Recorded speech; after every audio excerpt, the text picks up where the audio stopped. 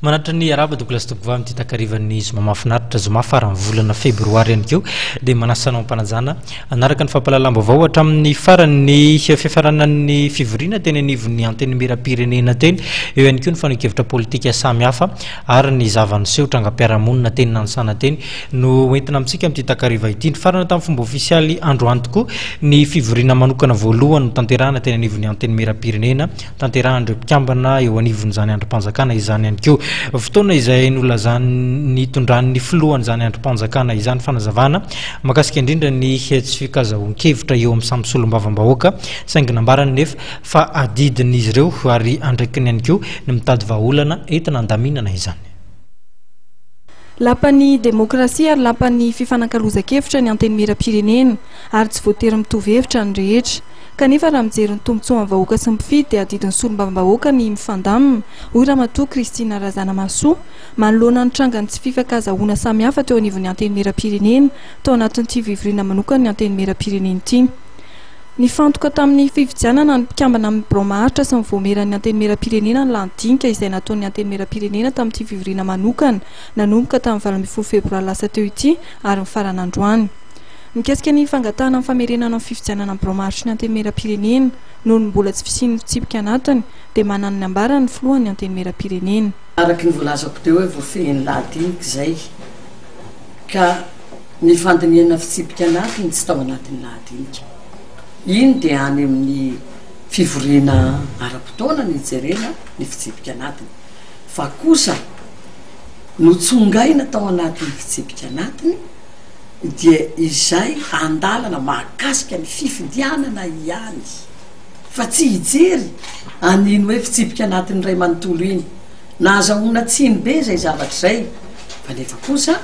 rehefa nazavana tamin'ireo solombavam-bahoaka hoe itiany fivoriana manokana spesial fa tsy mijery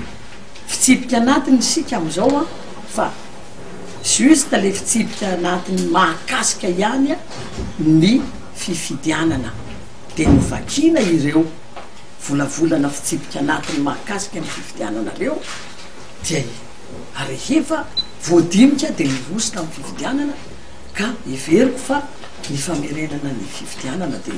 iveriko fa filambotsy ary efa vita avokoa ny fifidianana mpikambana ao amin'ny bromaharitra ny anteny mera-pirenena efa voafidy ny filoha lefitra enina ary ny questeur roa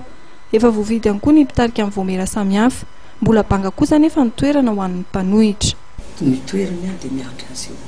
tsy fantatra mona izany io satria miankina amin'ny programme ny gouvernement io rehefa voatendry ny prime ministre dia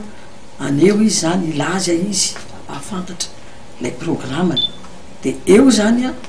izay antoko vondrona toko tsy dia mahavo makasitraka loatra n'ilay programme ny prime ministre vaovao zay ho tonga eo dia mandeha any amin'ny mpanohitra vetrany izy mikasika ny filakevitra minisitra izay nitanterahana omaly ny any vanampikambana eo anivon'ny HCC dia toy izao ny hevitry ramatoa Kristina Razanamasoa tsy maintsy misy fivoriana ihany koa anindrina an'izay satria araka ny lalam-panondrenana dia afaka manendry manana anjara zany kota anakiroa ny assemblée nationale dia amin'ny fivoriana koa zany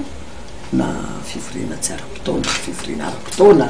no fidianana an'izay mpikambana amin'ny